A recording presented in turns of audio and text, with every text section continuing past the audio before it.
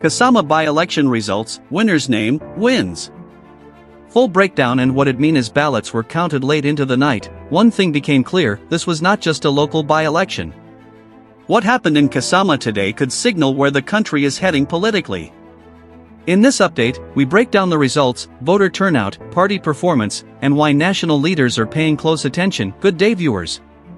Welcome to another edition of InspirAfrica Official. I'm Nakash. Well, what a week it's been across Zambia, but particularly in the northern province where all eyes have been fixed on one constituency, one battle, one question that has consumed the nation's political consciousness. The ballot boxes have been sealed. The votes have been counted. And Kasama has spoken. In a by-election that gripped the nation, transformed quiet streets into battlegrounds of political warfare, and turned a single parliamentary seat into a referendum on the state of Zambian democracy itself, the people of Kasama have rendered their verdict. But was this simply an election, or was it something far more profound? A bellwether?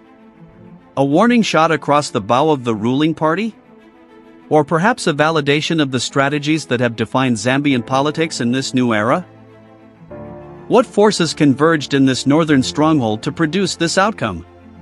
What backroom calculations were made? What promises whispered in the dim light of campaign rallies? And what alliances, visible and invisible, shaped the destiny of this constituency? The campaigns were fierce. The rhetoric was sharp. The stakes? Absolutely monumental. Because when a by-election captures national attention like this, when cabinet ministers descend upon a single district, when opposition leaders stake their credibility on one seat, it's never just about filling a vacancy in parliament, is it? So what really happened in Kasama? Who emerged victorious from this crucible of democratic competition? And perhaps most importantly, what does this result signal for the political future of Zambia as we hurtle toward the next general election? Factual foundation.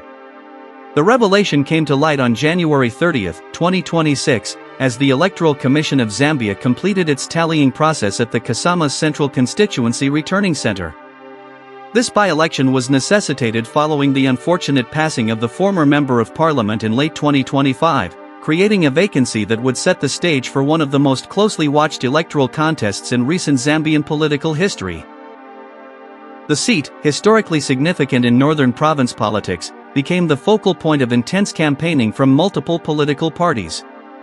The Electoral Commission of Zambia announced the commencement of the by-election process in early January 2026, setting the stage for what would become a 3-week whirlwind of rallies, door-to-door campaigns, and political maneuvering across Kasama's urban and peri-urban areas.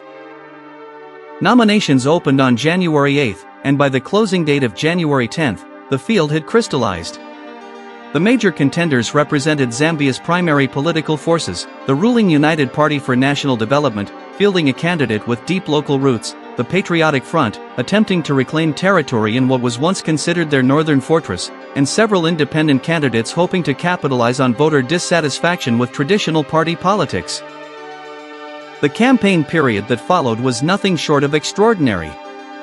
President Hakainde Hichilema himself visited Kasama twice, addressing massive rallies and commissioning development projects. The opposition Patriotic Front deployed former President Edgar Lungu to the constituency, a rare appearance that signaled just how seriously they were taking this contest. Cabinet ministers took turns addressing voters, making promises, defending government record, and painting visions of future prosperity. Polling day arrived on January 29, 2026. Across 157 polling stations in the constituency, voters queued from early morning, some arriving before dawn to ensure their voices would be heard. By 6 p.m., when the polls officially closed, the Electoral Commission reported a voter turnout of approximately 68%. Remarkably high for a by-election and indicative of the intensity of public interest. Through the night, electoral officers counted. Party agents watched. And the nation waited. Direct evidence. At approximately 2:47 a.m. on January 30th, the returning officer for Kasama Central, Mrs. Agnes Kalufia, stepped to the microphone at the tallying center. The room fell silent. "Ladies and gentlemen," she began, her voice steady despite the late hour and the weight of the moment, "I am now ready to announce the official results of the Kasama Central Constituency by-election." She proceeded methodically through each candidate. Independent candidate, Mr. Moses Kampamba, has received 1,247 votes. The Socialist Party candidate, Ms. Grace Mumba, has received 892 votes. The Patriotic Front candidate, Mr. Bowman Lasambo, has received 18,456 votes. A murmur rippled through the crowd. The Patriotic Front's numbers were stronger than many analysts had predicted. Mrs. Kalufia paused, then continued, "The United Party for National Development candidate, Mr. Mutal Mwanza, has received 22,189 votes." The tallying center erupted. UPND supporters began celebrating even before the official declaration. "I therefore declare," Mrs. Kalufia announced, raising her voice above the commotion, "that Mr. Mutal Mwanza of the United Party for National Development is the duly elected Member of Parliament for Kasama's Central Constituency." In his acceptance speech, delivered at 3:15 a.m. to a crowd that had swelled with jubilant supporters, the newly elected MP struck a tone of unity. "This victory," he said, his voice hoarse from weeks of campaigning, "this victory is not for UPND alone. This is a victory for every person in Kasama who believes in development, who believes in accountability, who believes that our children deserve better schools, that our clinics deserve medicines, that our roads deserve to be fixed and maintained." He paused, visibly emotional. "I want to thank President Hichilema for believing in me, for entrusting me with this responsibility. But more importantly, I want to thank the people of Kasama. You have spoken. Democracy has spoken." The defeated PF candidate, Mr. Bowman Lasambo, addressed his supporters shortly after, "We ran a good race. We ran a clean campaign. The numbers show that Kasama still has love for the Patriotic Front. Over 18,000 people voted for us. That is not a small number. That tells you that the PF is still alive, is still relevant, and will continue fighting for the people of this country." When pressed by journalists about whether he would challenge the results, Lasambo was measured. "We will examine everything, examine the entire process. If we find irregularities, we will pursue legal remedies. But I want to be clear, we respect the democratic process. We respect the will of the people as it has been expressed."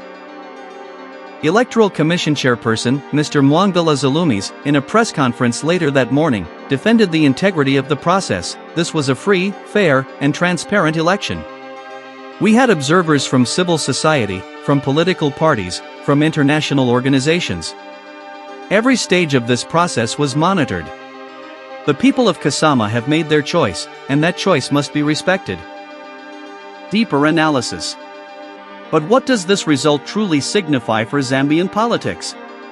The victory margin, 3,733 votes, is substantial but not overwhelming. It reveals a constituency that remains politically competitive, where the opposition retains significant support despite being out of national power.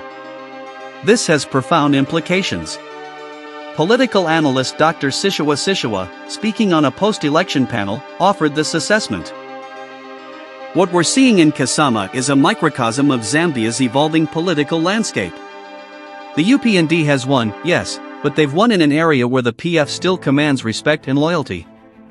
This should serve as a reality check for any notion that Zambian politics has become a one-party affair.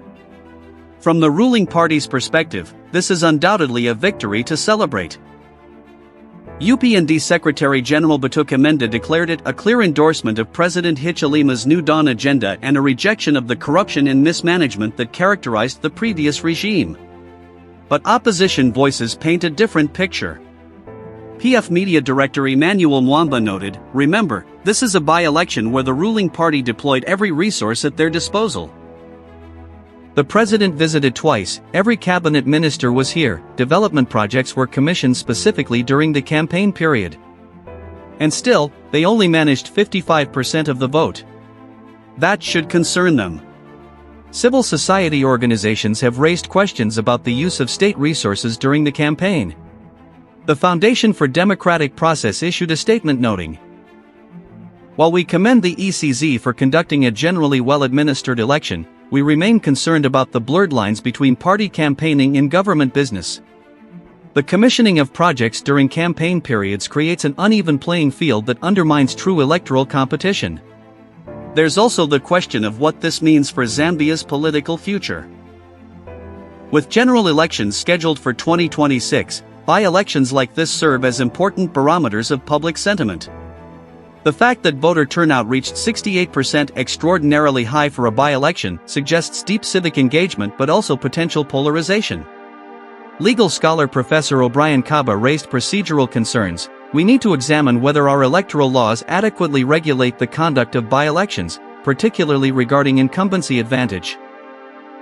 When a ruling party can deploy state machinery in a way that opposition parties cannot match, we have to ask whether the competition is genuinely fair. And then there's the northern dimension. Northern Province has historically been a PF stronghold. The fact that UPND has now won a seat here, even in a by-election with unique circumstances, represents a potential realignment. Is this a temporary shift or a permanent change in Zambia's electoral geography? That question will dominate political discussions in the coming months.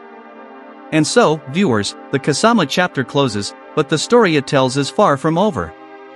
What happened in this northern constituency over these past 3 weeks, the campaigns, the promises, the hopes, the disappointments, and ultimately the democratic exercise of choice, this is the heartbeat of Zambian democracy. Imperfect, yes. Contested, certainly.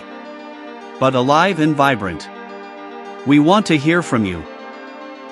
What do you think these results mean? Do they signal a broader political shift, or are they simply the product of local factors and unique circumstances? Drop your thoughts in the comments below. Let's have a conversation about the future of our democracy. We'll be back tomorrow with more analysis, more stories, and more of the news that shapes our nation. This is Nakash, signing off from InspirAfrica Official. Until next time, stay informed, stay engaged, and keep believing in the power of your voice. Good night, and God bless Zambia.